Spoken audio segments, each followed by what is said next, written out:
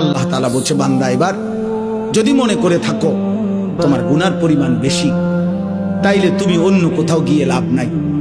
আমি আল্লাহ তোমাকে আশ্বস্ত করতে চাই, গুনাহ যদি তোমার আসমান পরিমাণ হয়, গুনাহ যদি তোমার সমুদ্রের ফেনা পরিমাণ হয়, গুনাহ যদি তোমার হিমালয় পর্বত ছুঁয়ে যায়, গুনাহ যদি তোমার এই জমিনের বালুকণা পরিমাণও হয়, তুমি অন্যদিকে যাইও না।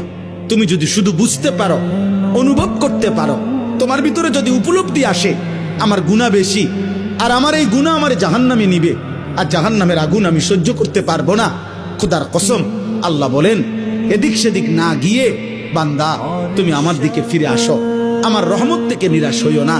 আমি ওয়াদা করলাম, আমি আল্লাহ এক সাগর নয়, আমি হাজার সাগর, এক পৃথিবী নয়, আমি আসমান ছোঁয়া গুনাহ একবারে একসাথে মাফ করে দেব।